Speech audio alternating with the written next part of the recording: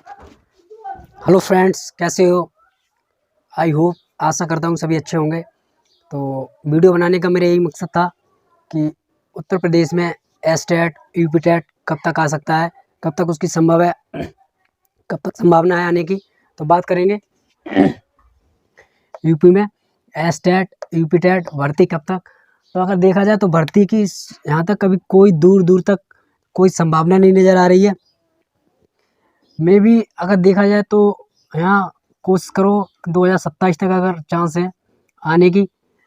नहीं तो ये चुनाव रोजगार के ऊपर नहीं जीत रहे हैं। जो जो चुनाव जीते जाते हैं वो रोजगार, यहाँ रोजगार का कोई मुद्दा है ही नहीं कि रोजगार के ऊपर वोट पड़े या रोजगार के ऊपर चुनाव जीते। रोजगार के ऊपर चुनाव यहाँ जीते नहीं जाते हैं। यहाँ जो चुनाव जीते जाते हैं वो दूसरी चीज़ों के ऊपर जीते जाते हैं।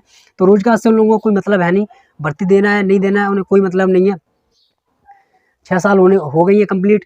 तो अगर देखा जाए शिक्षक छात्र अनुपात, मंत्री जी का बयान जब भी आता है तो इस तरीके से आता है, सीधा दिल के जो टुकड़े हो जाते हैं ना, दिल के टुकड़े को छल्ली छल्ली कर देता है।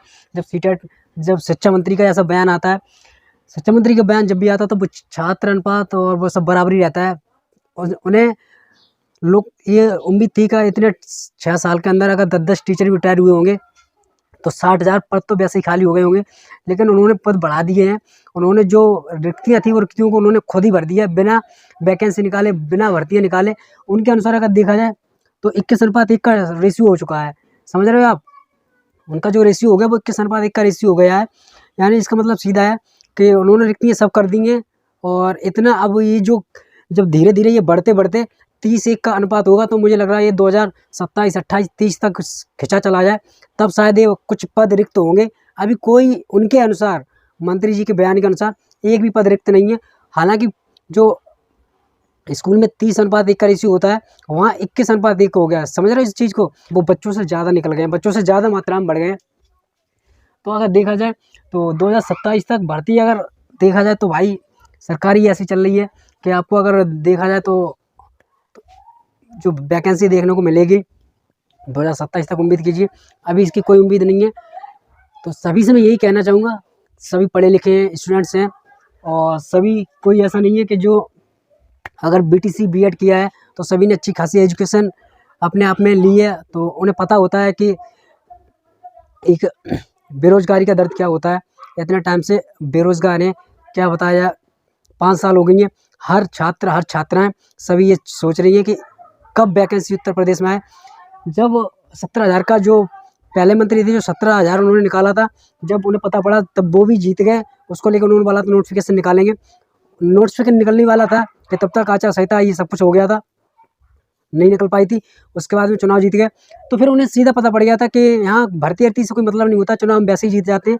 तो सभी छात्रों से यही कहना चाहूँगा, पढ़े लिखे हो, समझदार हो, किसे वोट देना है किसे नहीं वोट देना है ये आपको तय करना है। ये मत सोचना कि कोई और तय करेगा। भविष्य आपका निर्माण आपको करना है, किस तरीके से आपको उसकी नींव रखनी है।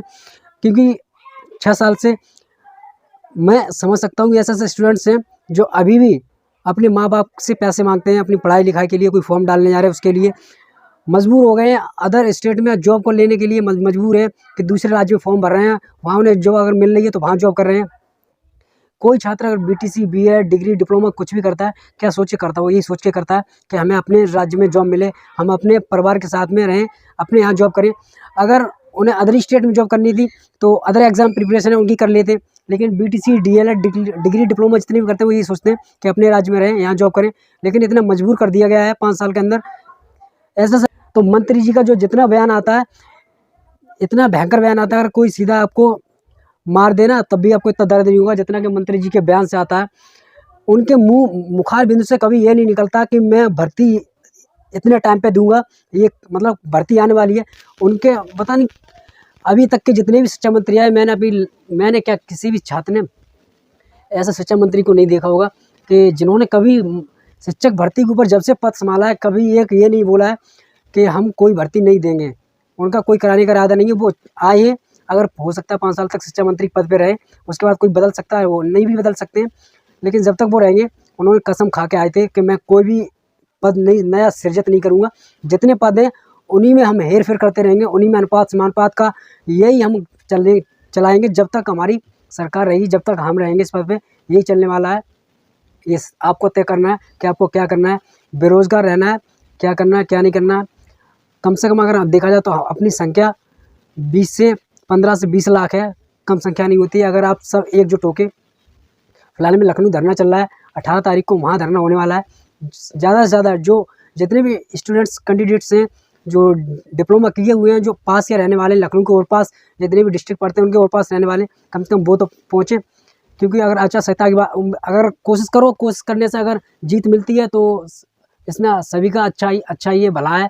अगर बाय द वे चांस कम है कि जीत मिले, तो कोशिश यही है कि जीत जरूर मिलेगी। अगर कम से कम ज़्यादा से ज़्यादा लोग वहाँ पहुँचें, 18 फरवरी को वहाँ धरना, ज़्यादा से ज़्यादा लोग पहुँचे, सहयोग करें ताकि भर्ती देखने को मिल सके। नहीं तो कोई चांस नहीं है, कोई दूर दूर तक इसका धुआं भी नहीं है कि भर्ती आएगी या नहीं आएगी। वीडियो बनाने का ये पर्पज़ था। Thank you so much. Wish you all the best.